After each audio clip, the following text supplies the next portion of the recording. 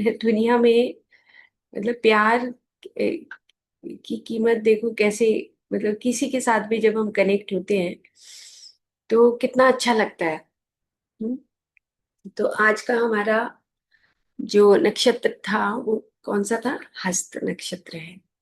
और हस्त नक्षत्र का जो पेड़ है वो यहाँ पर लिखा है पीली जुई या सागर गोटा, यानी कि सोप नट बोलते हैं इसको, रीठा बोलते हैं। और बड़ी खास बात ये है कि अ, जो रीठे का पेड़ होता है ना, जिससे हम अ, सिर धोते हैं, रीठे का उपयोग तो आई थिंक सबने ही किया होगा। रीठे के पेड़ का उसका जो फल है उसका, उसकी 3 से 4 फल ले लो और फिर उसको थोड़ा तोड़ो और उसमें से गुठली निकाल के अलग रख दो। और उसको थोड़ा रात को डिप करो पानी में और सुबह सुबह उसको थोड़ा सा बॉईल करके उसका झाग बन जाएगा और उसके साथ हम अपना हेड वॉश कर सकते हैं। जो शैम्पू यहाँ पूरी दुनिया में आया, तो शैम्पू का जो केमिकल कॉन्स्टिट्यूएंट है वो इसी रीठे से आया था। हाँ, और जैसे कि मैंने बताया था कि जो हमारा सौंठ है, अदरक है, सौंठ के अंदर ऐसी शक्ति होती है कि जो हमारा ये ट्रैवलिंग वॉमिटिंग होती है ना, या वैसे भी वॉमिटिंग होती है, वमन के लिए ड्रग ऑफ चॉइस बताया गया है सूंठ को। कि थोड़ा सा सूंठ की आप टुकड़ा ले लें और उसको मुंह में रखें, और मुंह में रखने के बाद आपको वो जो उल्टी आने की फीलिंग होती है वो उल्टी नहीं आती। तो आमतौर पर हम प्रेग्नेंट वुमेन को भी छोटी सी सूंठ की वो टुकड़ा दे देते हैं कि मुंह में रख लो और थोड़ी देर के बाद निकाल दो। ऐसी ट्रैवलिंग जो नौजिया होता है उसमें भी हम सूंठ को यूज करते हैं। इसी प्रकार से जो अ, ये रीठा है, ये कहाँ लगता होगा आप देखो। कि जैसे जो हमारे सबके घर हैं उसमें जो बाथरूम में जो हम पानी का यूज करते हैं, साबुन यूज करते हैं और शैम्पू यूज करते हैं, हाथ धोते हैं ना, सारा मतलब गंदे नाली वो सारा जाकर जहाँ इकट्ठा होता है वहां पर रीठे का पेड़ लगता है। देखो सरप्राइजिंग है कि रीठे की खेती जब करते हैं, या रीठे का अभी आजकल एग्रीकल्चर होने लगा है अलग अलग। वैसे पहले नहीं होता था, पहले तो ये रीठे का पेड़ अपने आप ही उग जाता था और वहीं पर उगता था जहां पर सब गंदे नाले जाकर इकट्ठे होते हैं। तो कितने पेड़ों की खूबियां हैं कि जैसे एरंड का पेड़ है, इसी तरीके से रीठा भी वहीं पर उगता है। उशीर है, जो खसखस का पेड़ बताया था जिससे पूरी दुनिया की परफ्यूम्स बनते हैं, इत्र बनते हैं। अब उशीर भी वहीं पर लगता है जहां पर सारे गंदे नाले का मल इकट्ठा होता है, वहां पर जाकर उशीर उगता है। उसकी कोई खेती नहीं होती, लेकिन आज की डेट में इसकी खेती की जाने लगी है। दूसरे देशों में उशीर को उगाए जाने लगा है। और क्यों उगाया जाने लगा है कि मॉस्किटो रिपेलेंट के रूप में ऐसी रिसर्चेज आ रही हैं कि जो कीड़े मकोड़े हैं, जो सराउंडिंग का एनवायरनमेंट है, अगर उसको शुद्ध करना है तो फिर उसको शुद्ध करने के लिए एक पर्टिकुलर एरिया में उशीर की खेती की जाती है। 10-12 साल पहले उशीर के ऊपर एक टॉपिक हमने प्रेजेंट किया था, तो तब ये हमने सारे रेफरेंसेस जब इकट्ठे किए तब पता लगा कि उशीर है, एरंड है, रीठा है, ये पेड़ हमारी धरती के मल को इकट्ठा करके और फिर ये पेड़ अपने अंदर वो उन शक्तियों को भर के और फिर यही पेड़ फल के द्वारा हमारे अ, शरीर की शुद्धि करते हैं। मतलब देखो कितना बढ़िया एक साइकिल है कि धरती अपने उस क्या कहें कि अंदर के दुख को, दुखी कहेंगे इसको, कि उन सब चीजों को, पीड़ाओं को खत्म करने के लिए पेड़ कितनी मदद करते हैं। मतलब पेड़ इतनी सहायता करते हैं कि ठीक है, मैं तुम्हारे अ, इस एनर्जी को लेकर और मैं पेड़ के माध्यम से अ, फिर उ- फल के माध्यम से, फूलों के माध्यम से पूरे एनवायरनमेंट को प्यूरिफाई करते हैं। तो कितना गहरा कनेक्शन है।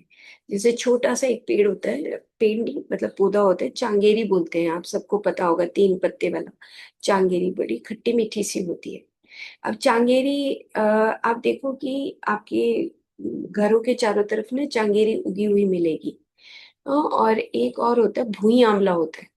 दो दो चीजें आपके घर के आसपास होती हैं। भुई आंवला को ड्रग ऑफ चॉइस बोला जाता है, जो हमारे जैसे कोविड आया, जो वायरल इन्फेक्शंस होते हैं, वायरसेस होते हैं, और जैसे स्वाइन फ्लू आया था एक, स्वाइन फ्लू में भुई आंवले का यूज करते थे कि हमारे अंदर जो ये वायरसेस होते हैं, सराउंडिंग में जो एनवायरनमेंट खराब होता है, तो उसकी शुद्धि के लिए भुई आंवला चारों तरफ उगता है। तो कहीं पर भी अगर हम भुई आंवला देखते हैं, चांगेरी देखते हैं, तो हम जो आयुर्वेद वाले हैं, जो गहन अध्ययन करते हैं, उनको ये बात समझ आ जाती है कि इस धरती पर चारों तरफ कहीं ना कहीं कुछ ऐसा वायरल इन्फेक्शन है कि जिसकी वजह से भुई आंवला अपने अंदर उस मल को समाकर, और वो ही भुई आंवला जब हम उसका काढ़ा पीते हैं तो हमारे वायरल इन्फेक्शंस दूर होते हैं। तो ये एक रिसर्च अभी इस इनके ऊपर हो रही है कि कहाँ पर भुई आंवला है। जैसे एक पीली कटेरी होती है, मुझे याद आ रहा है कि गेहूं जहाँ पर उगती है उसके बीच में ना आर्जिमोन मैक्सिकाना होता है। जैसे मैं बता रही थी कि अभी आर्जिमोन मैक्सिकाना, जो हमारी पीली कटेरी होती है, स्वर्णशीरी बोलते हैं उसको, वो हमारे गेहूं के बीच में लगती है। ऐसे ही नागर मोथा होता है। ये सारे प्लांट्स ऐसे हैं कि जो हमारे आसपास के गेहूं के चारों तरफ जो कीड़े होते हो जाते हैं ना, और जो आज की डेट में तो हम केमिकल्स डालते हैं कि ये कोई भी कीड़ा मकोड़ा ना हो जो गेहूं के पौधे को खाएगा। तो लेकिन ये जो पौधे हैं, ये हमारी धरती को अ, ठीक भी करते हैं, और हमारे चारों तरफ जो इंसेक्ट्स घूम रहे होते हैं गेहूं के पूरे खेतों के चारों तरफ, तो उनको खत्म भी करते हैं। तो एक ये नेचुरल, जो हम बोलते हैं बायोडाइवर्सिटी बोलते हैं इसको, कि खुद में एनवायरनमेंट के पास इतनी सारी शक्तियां होती हैं कि वो एक दूसरे की मदद से इस पूरे एनवायरनमेंट को शुद्ध करते हैं। लेकिन अभी क्या है कि जो हमारा हमारा खुद का अपना दिमाग है, ह्यूमन ब्रेन है, उसने ये सब चीजों को तहस नहस कर दिया कि वो अब इस मॉडर्नाइजेशन में घुस गई कि किस प्रकार से हम केमिकल्स के माध्यम से गेहूं की, अ, चावल की और मिलेट्स की खेती करें कि जिससे ज्यादा से ज्यादा गेहूं और ये सब अनाज उपजे। और अभी लेकिन हमारी जो धरती है, अगर हम उसको गहरे तल पे समझे, तो ये हमारा जो इकोलॉजिकल जो सिस्टम है और जो हमारा बायोडायवर्सिटी है, वो हमारी मदद करती है। हमारे एनवायरनमेंट के अनुसार हमें कौन सी सीजनल वेजिटेबल्स खाने चाहिए, कौन सी सीजनल हमें फ्रूट्स लेने चाहिए। आज की डेट में वो कहते हैं नहीं नहीं गाजर खाओ। अब गाजर का टाइम नहीं है भाई, गाजर कैसे खाएं। लेकिन हमारे सारे फैमिली मेंबर्स को, मतलब वो कहते हैं ना, भूत चढ़ा रहता है कि भाई नहीं ये भी होना चाहिए, गाजर भी होनी चाहिए, है ना, और वो ब्रोकली भी होनी चाहिए। जो सीजनल हमारी वेजिटेबल्स है, जो एनवायरनमेंट नेचुरल वे में देता है, वो चीजें ना खा के आजकल हम दूसरी चीजें खाते हैं, तो जिससे हमारी खुद की बॉडी का भी हमारा सिस्टम खराब होता जा रहा है। तो इस प्रकार से जैसे रीठा है, अब रीठे को हम लगाना चाहिए जो हस्त नक्षत्र में जिन्होंने जन्म लिया। अब उसकी एक खूबी ये भी होती है कि हस्त का मतलब हाथ होते हैं। तो जो इस नक्षत्र में जन्म लेता है, उसके हाथों में करामात होती है, हीलिंग्स होती हैं, उसके हाथों में बहुत शक्तियां होती हैं ना। और जैसे वो मल की शुद्धि करता है रीठा, इसी प्रकार से हस्त नक्षत्र, जैसे डॉक्टर्स हैं, साइंटिस्ट हैं ना, जैसे आर्ट है, आर्ट में जो पेंटिंग्स करते हैं, वो नेचर की पेंटिंग्स करते हैं, तो उसके माध्यम से वो पूरी दुनिया की हेल्प करते हैं। तो ये हेल्प करने वाला नक्षत्र बताया गया है। ज्यादा गहराई में जाएंगे तो बहुत सारी चीजें और भी हर नक्षत्र के बारे में बहुत खूबियां हैं, उसकी कभी अलग से चर्चा करेंगे। चलो अब हम और थोड़ा आगे बढ़ते हैं। अब एनेस्थीसिया का ही कुछ पार्ट है जो अ, फिर से थोड़ा सा डिस्कस करते हैं कि हम पौधों के पास कैसे रहें और हम किस प्रकार से नेचर से मुड़कर मटेरियल वर्ल्ड में कदम रख लिया और किस प्रकार से मटेरियलिज्म में कनेक्टेड हैं, प्यार को कैसे भूल गए हैं। तो एनेस्थीसिया की एक बहुत फेमस जो ये लाइन है, ये वेल्दिमर बार बार रिपीट करते हैं कि I exist for those for home I exist. देखिए अब आपको देखना है कि क्या करना है क्या नहीं करना है। अब आपको मानना है मॉडर्नाइजेशन में मटेरियलिज्म में रहना है या फिर आपको नेचर के साथ रहना है। तो वो बताती हैं, आपने मैंने ये कल वीडियो भी भेजा था, आपने देखा होगा या नहीं देखा होगा। तो उसी में से मैंने ये पार्ट लिया है कि वो कहते हैं कि creation first, second humanities wrong turn, और थर्ड है सीक्रेट साइंस। तीन पार्ट में उन्होंने स्पेस ऑफ लव में बताया है कि आप क्रिएशन को समझिए, जैसे हम अभी रीठे के बारे में समझ रहे थे, है ना, कि हमारे सारा जो गंध है वो आता है, इकट्ठा होता है और वहां पर एक पौधा जन्म लेता है जिसका नाम रीठा है। और उस रीठे से हम साबुन बनाते हैं, उसी रीठे से हम सिर धोते हैं, उसी रीठे से पहले जमाने में हमारी दादियाँ नानियाँ कपड़े धोती थी ना। इतने प्यूरिफाइड कपड़े होते थे वो। हमारी टाइम तक भी हमें कहती रही कि रीठे से धोने चाहिए, सारी स्वेटर्स धोनी चाहिए। मतलब कितना अच्छा एक क्रिएशन ने एक सिस्टम बनाया था। और जो ह्यूमन बींग्स हैं या ह्यूमन ब्रेन है, उसने नेचर को छोड़कर, क्रिएशन को छोड़कर एक रॉन्ग टर्न ले लिया और वो उस सीक्रेट साइंस को भूल गए। और सीक्रेट साइंस यही थी कि सीक्रेट साइंस को आप ऐसे समझे कि न, अब जैसे रीठे के पेड़ से ही एग्जाम्पल लें या उशीर के पेड़ से। उशीर कोई लगाता थोड़ा है, गंदे नाले के पास जाके कौन पेड़ लगाएगा। उशीर माँ के गर्भ में, धरती माँ के गर्भ में इतनी शक्ति होती है कि वो एक इनविजिबल यूट्रस के टाइप में एक आवरण बनाता है, मदर अर्थ बनाती है। और उसके अंदर वो चारों तरफ का जो मल होता है, उससे वो एक यूट्रस के रूप में, एक सीड के रूप में निर्माण होकर तब उशीर का पौधा जन्म लेता है। रीठे का पौधा जन्म लेता है, अरंड का पौधा जन्म लेता है। ऐसे पौधे हैं कि जो अंदर गर्भ, माँ के गर्भ में ऐसी शक्तियां हैं जिससे खुद में उनका जन्म होता है और फिर वो चारों तरफ की अशुद्धियों को शुद्धि के रूप में कन्वर्ट कर देते हैं। तो ये सीक्रेट साइंस है, लेकिन इतनी गहरी साइंस को समझने के लिए हमें नेचर के करीब जाना होगा। अगर नेचर के करीब नहीं जाएंगे तो हम आ, उस साइंस को कभी भी जान नहीं सकते जो हमें वो बताना चाहता है।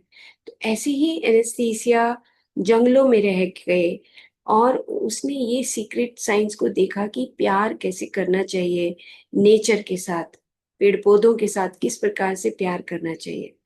तो वो कह रहे हैं कि जो हम लोग ह्यूमन ब्रेन है, मतलब हमारे समाज ने ये सिखा दिया गया कि तुम जो है अब नेचर को छोड़कर और उससे बिल्कुल अपोजिट और मटेरियलिज्म में हम घुस गए। क्योंकि धीरे धीरे जैसे जैसे हम अपने बच्चों को सिखाते हैं, जैसे हम सिंपल इतना सिखाते हैं बड़ी बड़ी नौकरियां हो, तुम अच्छी से पढ़ाई करो, तुम्हें बहुत बड़ी जॉब मिलेगी, बहुत बड़ी जॉब मिलेगी तो बहुत पैसा मिलेगा, बहुत पैसा मिलेगा तो हम बिल्कुल कंफर्ट लाइफ जी सकते हैं।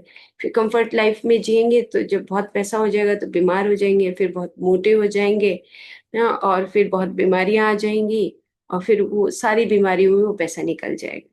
तो ये एक सिस्टम डेवलप हो गया और उसमें से प्यार कहीं जाकर उस कूड़े के ढेर में रह गया। प्यार है, कंपैशन है, एक दूसरे की केयर है, हमारा जो सोल प्लान है, वो सब कूड़े के ढेर में इकट्ठा हो गया। और हमने कूड़े के ढेर में वो इकट्ठा करके जो कूड़े का ढेर होना चाहिए था उसको हमने अपनी जिंदगी बना लिया कि हमें अपने बस दो कमरों में रहकर अपने दो बच्चे उसके अलावा हमें कुछ दिखाई नहीं देता।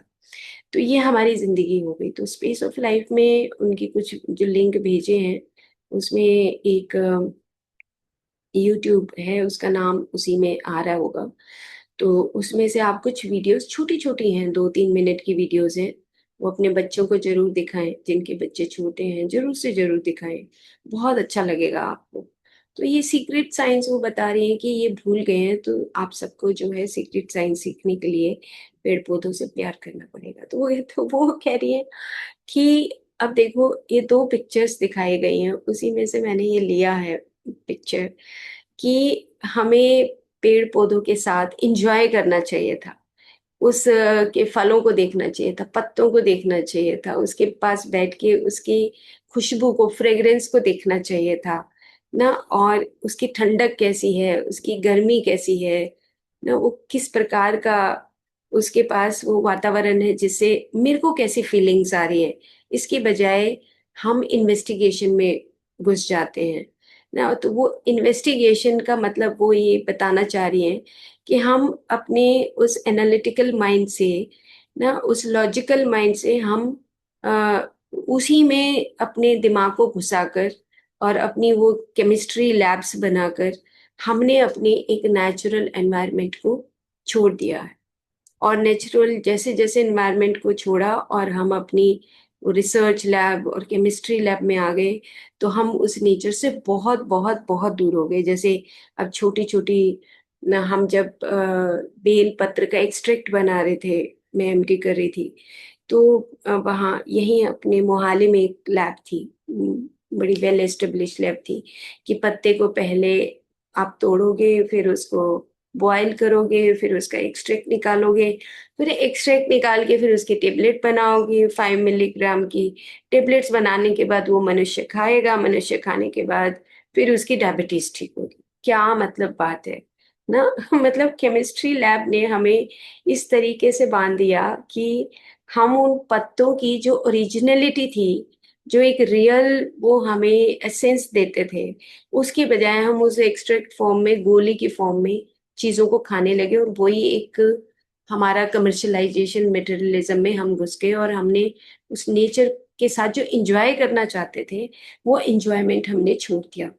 और हम एक इन्वेस्टिगेशन में आज भी हम देखते हैं कि हमारे बहुत सारे जो मेरे जैसे जूनियर से जिनको मैं एमडी करवा रही थी, सिर्फ लैब के अंदर ही उन्होंने कभी, मतलब पेड़ पौधे हर्बल गार्डन में तो जस्ट ऐसे जाते थे कि मजबूरी है जाना, लेकिन केमिस्ट्री लैब में चूहों के ऊपर रिसर्च होने लगी है ना। तो अब पहले तो ऐसे रिसर्चेज नहीं होते थे, महर्षि चरक कौन सा चूहों के ऊपर रिसर्च करते थे, वो तो आंख बंद करते थे अपने दर्शन से। अब वो दर्शन खत्म हो गया कि जो नेचर का दर्शन करते थे, उसकी बजाय अब चूहों के ऊपर ना, रैबिट्स के ऊपर, है ना, पिग्स के ऊपर वो रिसर्च होने लगी, बाद में ह्यूमन के ऊपर रिसर्च होती है।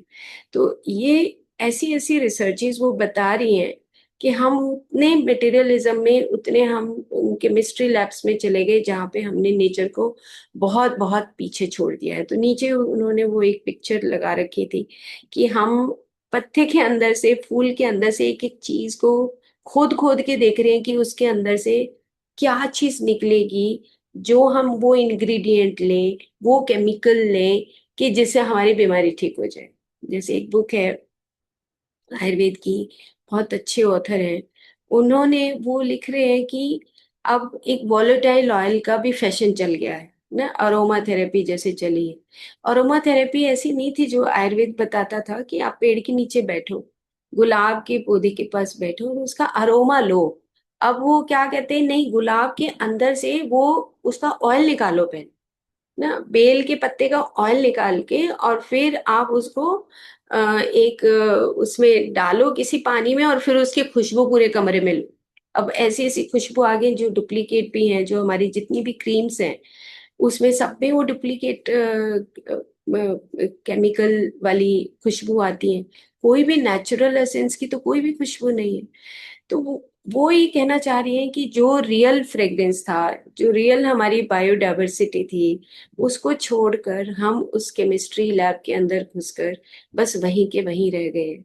अब मुझे एकदम से याद आ रहा है कि हम कुरुक्षेत्र में जो घाट बने हुए हैं ना, जैसे एक वो है, द्रौपदी घाट है, कुंड है।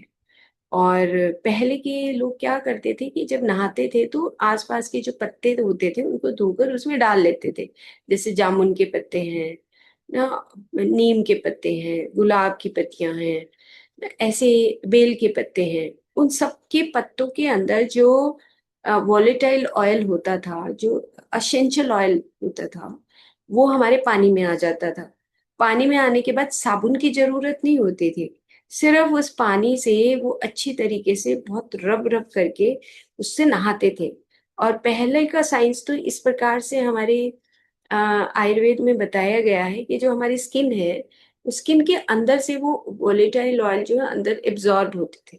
जो हमारा पेरिफेरल सर्कुलेशन है उसके जरिए हम जब जैसे ही रब करेंगे तो नालियां धीरे धीरे ओपन होने लगती है। जैसे हल्दी के बारे में शायद मैंने पहले भी बताया हो कि जैसे हल्दी का उबटन लगाते हैं। हल्दी का क्या खास बात होती है, वो एक हमारा ठीक है कि हम उसको ये कहेंगे कि एंटीबैक्टीरियल है ना, एंटीवायरल है, ये अलग चीज है। लेकिन हल्दी जब हम त्वचा पे रगड़ते हैं तो उससे हमारे पेरिफेरल सर्कुलेशन में जितनी भी नालियां हैं, चाहे वो लिम्फेटिक हो, हमारी वेसल्स हो, हमारी आर्टरीज हो, वेन्स हो, सब डीपर लेवल तक हल्दी उनको ओपन करती है। तो पहले जमाने में उपटन लगाते थे कि सिंपल गेहूं का चोकर लो, थोड़ी सी हल्दी डालो, उसमें मेथी का पाउडर डालो, और बस उसको आप रब कर लो। आसपास के पत्ते हैं उनका पाउडर डालो और रब करके नहाओ तो हमारी बॉडी के असेंशियल ऑयल जो आज की डेट में साबुन से बाहर आके ड्राइनेस कर देते हैं स्किन को, वो हमारी स्किन को असेंशियल ऑयल बाहर नहीं निकलने देते थे और खुद में वो नरिश करते थे। तो पहले नरिशिंग के लिए उबटन लगाया जाता था।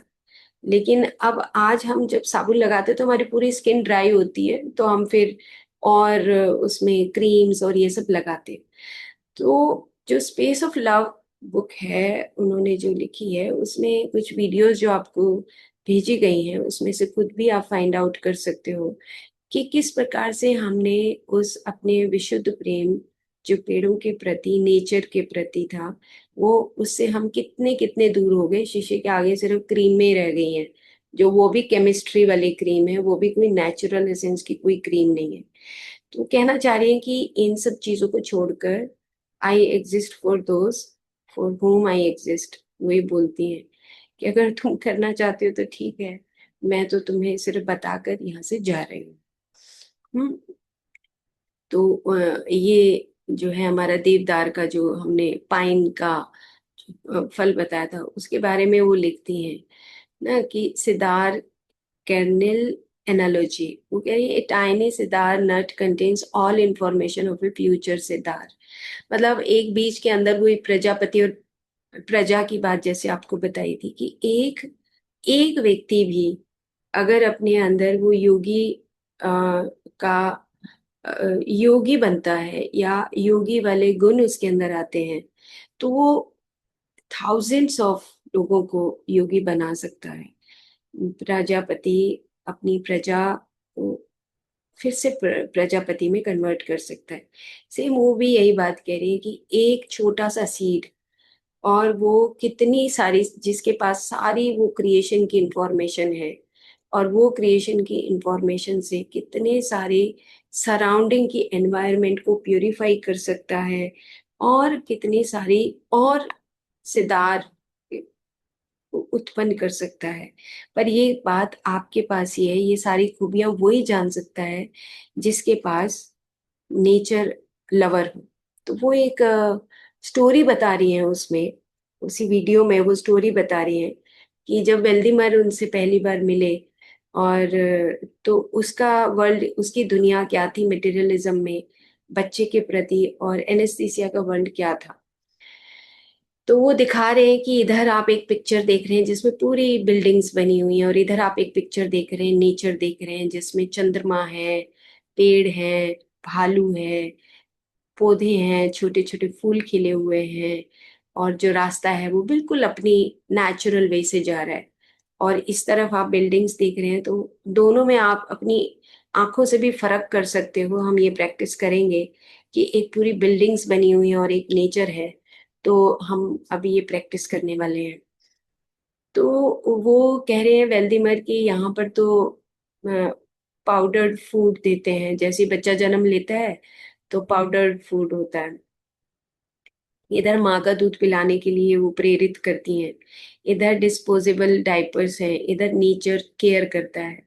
तो वो उन्होंने छोटी छोटी चीजों को ना कनेक्ट करके बताया कि बच्चों से जब हम प्यार करते हैं तो हमने उनको कितना मॉडर्न सारा इक्विप्ड कर दिया है मॉडर्नाइजेशन ने, कि हम एक नेचर के अकॉर्डिंग, जो वो यूरिन पास भी करता है बच्चा छोटा सा, तो हम उसको डायपर बांध देते हैं, तो उसका खुद का एक नेचुरल इंस्टिंक्ट रुक जाता है। लेकिन आजकल के हमारे खुद के ही जो बच्चे हैं, उनके बच्चे जो हो रहे हैं, वो खुद को, वो अपने आप को कंफर्ट देने के लिए डायपर के अंदर उनको बांध देते हैं, खुद का कंफर्ट देखते हैं, और वो कहते हैं कि माँ का प्रेम है कहाँ?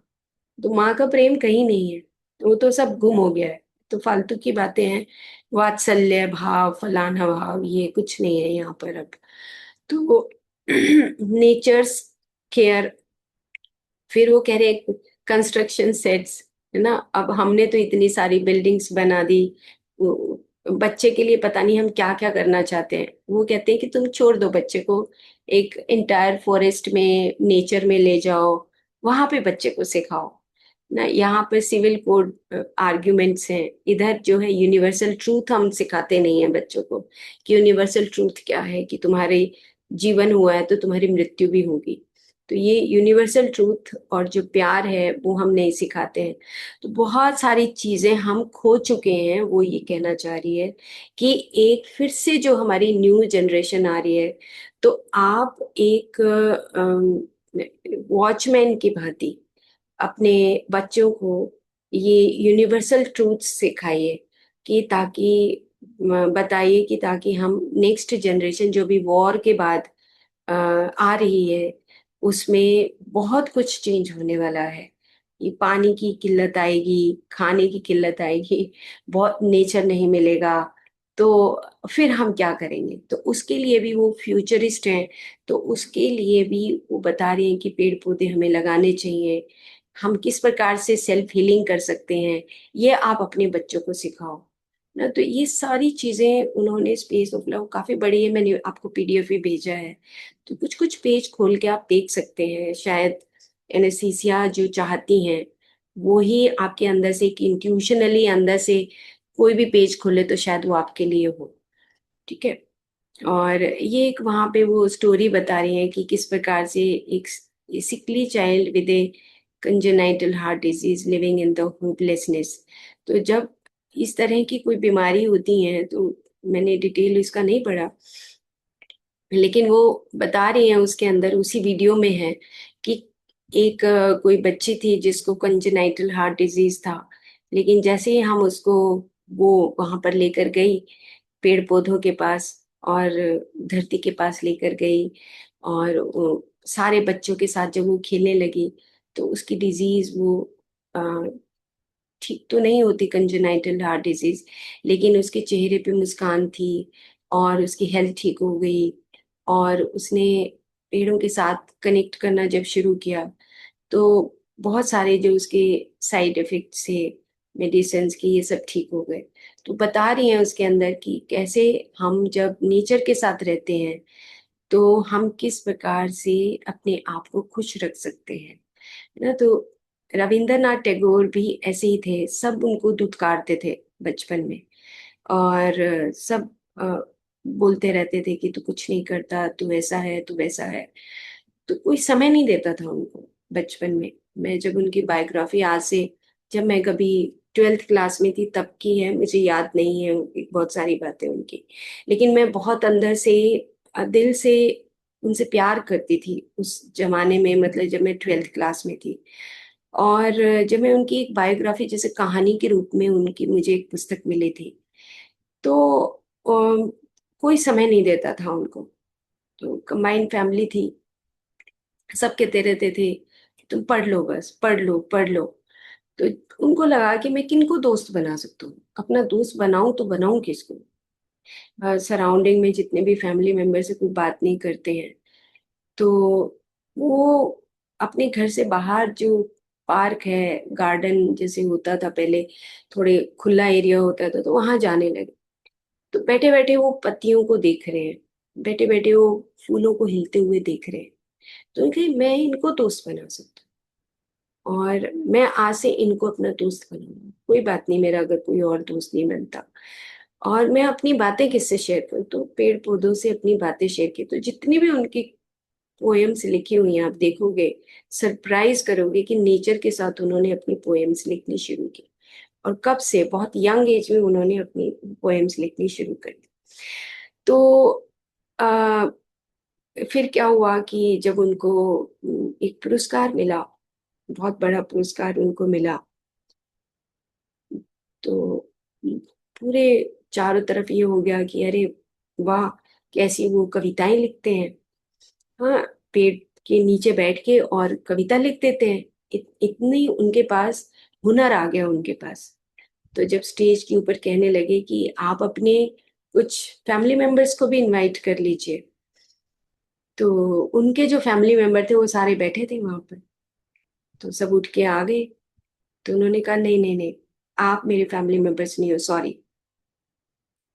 रविंद्रनाथ टैगोर बोलते हैं कि फिर कौन है आपके फैमिली मेंबर्स? तो वो कहते हैं मेरे फैमिली मेंबर्स मेरे पौधे हैं, पेड़ हैं, फूल हैं, पत्ते हैं, जिनके संग में मैं रह के ये आज जो बात है, जो मैं आप सबके सामने जो ये पोएम रख रहा हूँ, ये मेरे फ्रेंड्स हैं, और ये मेरे दूर के रिश्तेदार हैं। तो हम अपने आप को अ, मतलब अपने आप में ही एक दूसरे के साथ कितनी दूरियां पैदा कर देते हैं, अगर हम एक दूसरे की केयर नहीं करते।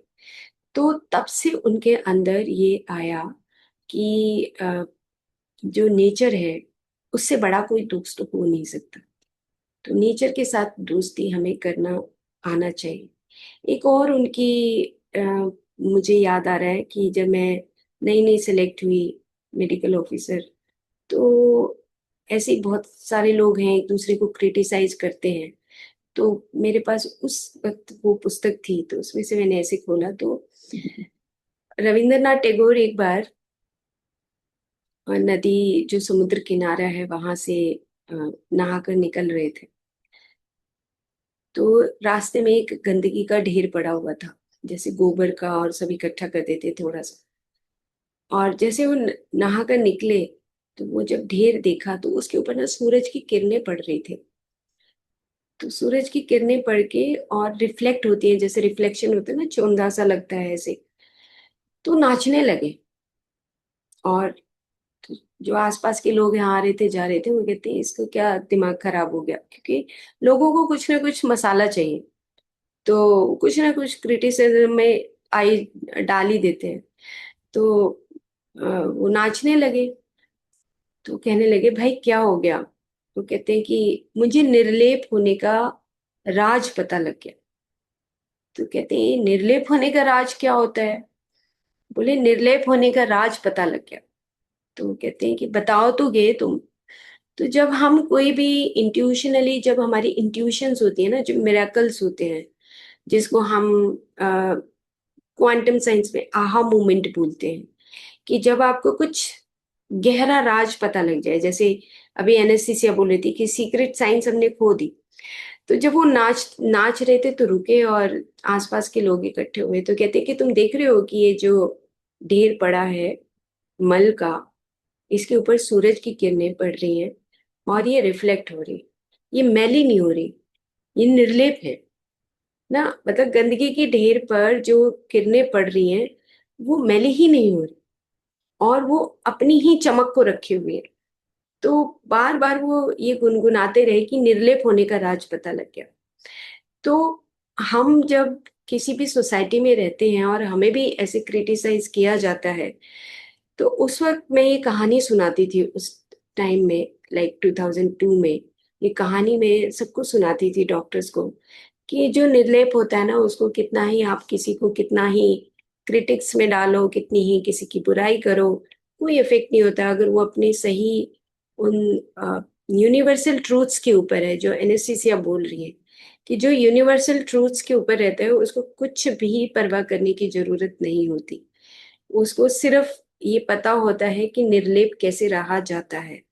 हम अपनी फैमिली में रहते हुए भी निर्लेप रह सकते हैं। तो जब हम ऐसे लोगों की बायोग्राफीज पढ़ते हैं तो एक अंदर से ना शक्ति मिलती है, मतलब प्यार में पड़ जाते हैं। मुझे तो ऐसा लगता है कि प्यार क्या होता है, मैंने तो वहीं से सीखा है कि जब प्यार में अंधा हो जाता है इंसान, वो इतना मतलब पागल हो जाता है कि मैं जब रविंद्रनाथ टैगोर की पुस्तकें पढ़ती थी तो मैं इतनी दीवानी थी कि मुझे और कुछ समझ नहीं आता था, अपनी किताबें भी भूल जाती थी जब मैं उनकी किताबें पढ़ती थी। रविंद्रनाथ टैगोर की, मुंशी प्रेमचंद की, स्वामी विवेकानंद की जो पुस्तकें हैं, अमेजिंग किताबें हैं, जो हम जब छोटी छोटी, जब तो कहानियों के रूप में मिलती थी हमें जब हम छोटे थे, 9वीं 10वीं में, 11वीं 12वीं में, उस टाइम में ये किताबें पढ़ी तो इतना इंस्पायर करती थी कि सराउंडिंग में कोई मतलब धमका भी देता था, पीट भी देता था, तो ये लगता था कि ऐसे रविंद्रनाथ टैगोर को के साथ भी तो ऐसा होता था, है ना, स्वामी विवेकानंद के साथ भी तो ऐसा होता, तो हम भी तो ऐसे ही है ना। तो अंदर से शक्ति मिलती है जब हम नेचर के साथ रहते हैं, ऐसी बायोग्राफीज पढ़ते हैं, स्वाध्याय करते हैं। तो ऐसी एनेस्थीसिया की पुस्तकें पढ़ने से भी हमें शक्ति मिलती है। खैर, अब हम आगे चलते हैं। You will be healthy and strong and your marvellous pure voice will sing together with your heart. अब एक चीज और वो कह रही है कि ना तुम्हें खुद में गुनगुनाना आना चाहिए, मतलब तुम खुद में गुनगुनाओ। और हम ये बात आमतौर पे हर सेशन में करते हैं कि हमें खुद में चैंट करना चाहिए।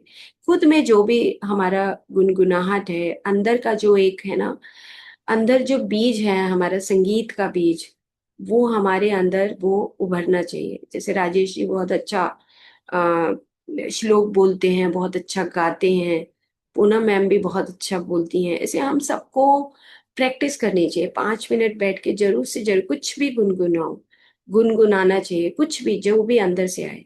तो ऐसे रुडोल्फ स्टीनर का जो स्कूल है, उसमें नेचुरल जो अंदर के इंट्यूशनल वॉइसेस हैं उसको निकाला जाता है उनके स्कूल्स में।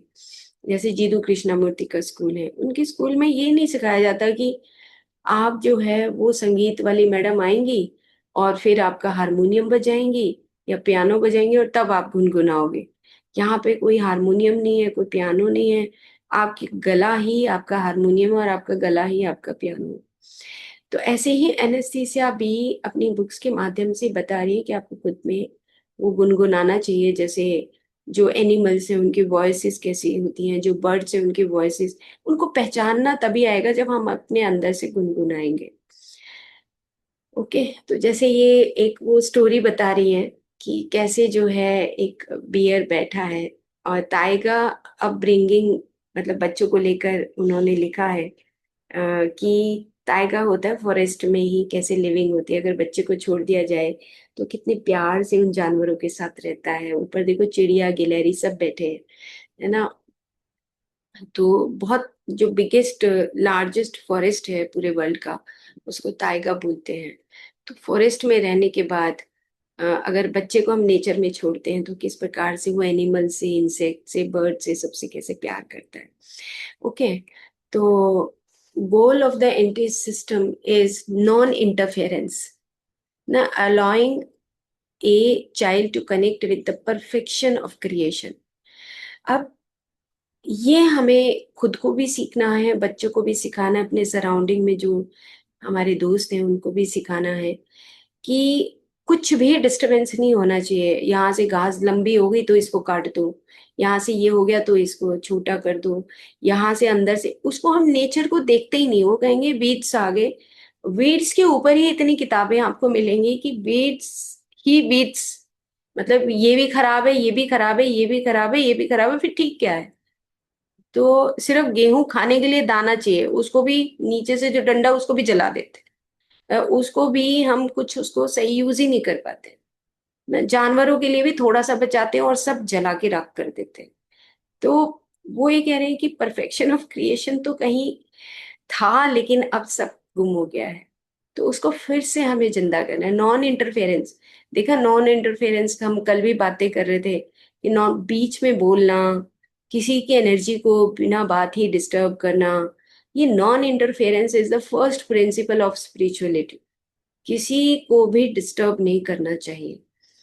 तो नॉन इंटरफेरेंस की बात की है, तो इस तरीके से हम छोटा सा गार्डन डेवलप कर सकते हैं अगर हमारे घर में, या गार्डन नहीं, हम एक अच्छा बड़ा सा गमला ले आए, अगर मान लो इतनी जगह नहीं है, बड़े से गमले में एक पौधा लगाएं, और उसके चारों तरफ देखिए कि अच्छा छोटी सी घास भी आ गई है, छोटा सा कोई और भी प्लांट आ गया है, कुछ और भी उगाया है, उसके ऊपर कुछ और एक कीड़ा सा भी चल रहा है। उसके थ्रू हमें इकोलॉजी समझ आएगी कि क्या इकोलॉजिकल सिस्टम होता क्या है, ना कि किस प्रकार का कीड़ा किस पेड़ के पास आता है। तो ऐसे हम उस परफेक्शन ऑफ क्रिएशन को सीख सकते हैं, बच्चों को दिखा सकते हैं ना, अपने साथ में जो हमारे फैमिली मेंबर्स को उनको दिखा सकते हैं कि देखो इसके ऊपर एक खास तौर का भंवरा आ रहा है ना, और किसी और पेड़ के पास किसी खास तौर पे किसी और टाइप की तितली आ रही है, तितली के रंग अलग अलग हैं। मतलब अनंत है ये ब्यूटी। लेकिन हमने उसको बिल्कुल मटेरियलिज्म में अपने आप को डाल दिया है। तो चलो हम एक प्रैक्टिस